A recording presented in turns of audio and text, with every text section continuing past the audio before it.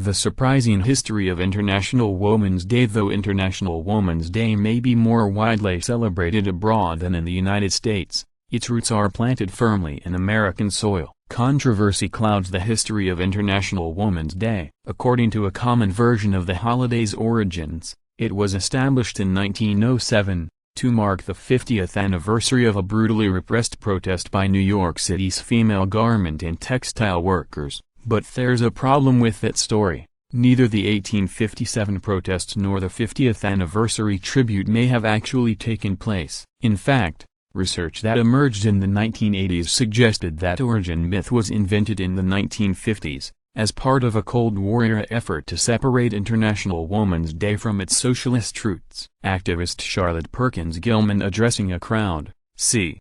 1916. Credit, Bedman. The historian Tama Kaplan revisited the first official National Women's Day, held in New York City on February 28, 1909. The organizers, members of the Socialist Party of America, wanted it to be on a Sunday so that working women could participate. Thousands of people showed up to various events uniting the suffragist and socialist causes, whose goals had often been at odds. Labor organizer Leonora O'Reilly and others addressed the crowd at the main meeting in the Murray Hill Lyceum, at 34th Street and 3rd Avenue. In Brooklyn, writer Charlotte Perkins Gilman, of the Yellow Wallpaper fame, told the congregation of the Parkside Church, "Oh, it is true that a woman's duty is centered in her home and motherhood broken bar, but home should mean the whole country, and not be confined to 3 or 4 rooms or a city or a state." The concept of a Women's Day caught on in Europe. On March 19, 1911,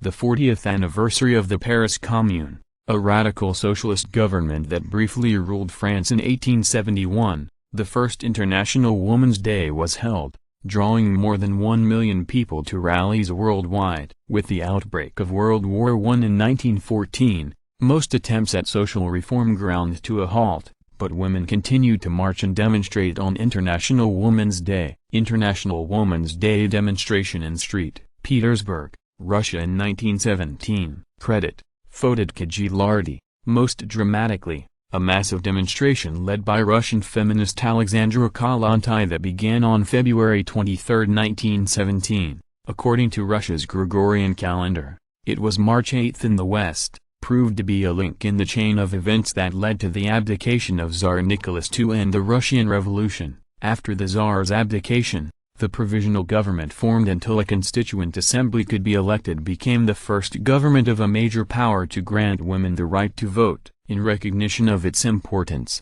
Vladimir Lenin, founder of Russia's Communist Party, declared Women's Day an official Soviet holiday in 1911. Communists in Spain and China later adopted the holiday as well. Sometime after 1945, the terminology shifted, and A Woman's Day became A Woman's Day.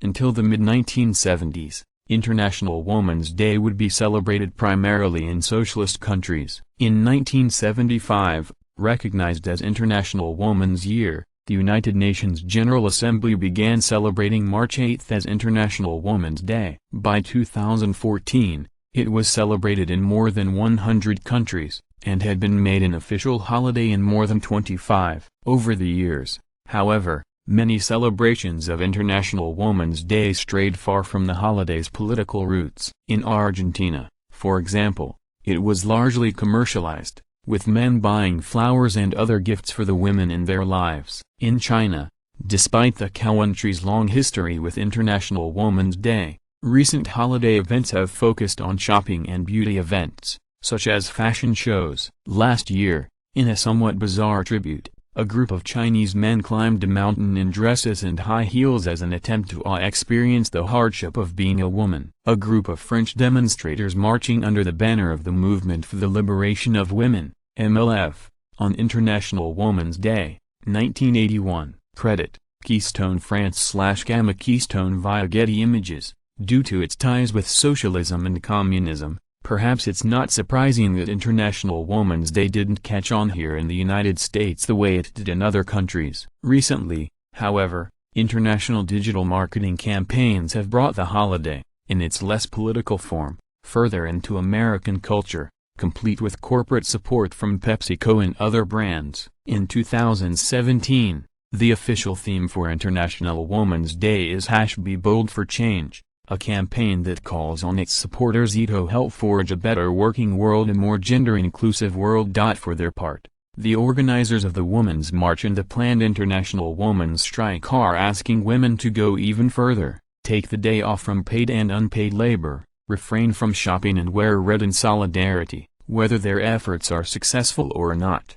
these groups are seeking to reclaim International Women's Day and return it to its activist past, by continuing to demand recognition and rights for women and their work. Access hundreds of hours of historical video, commercial-free, with History Vault. Start your free trial today.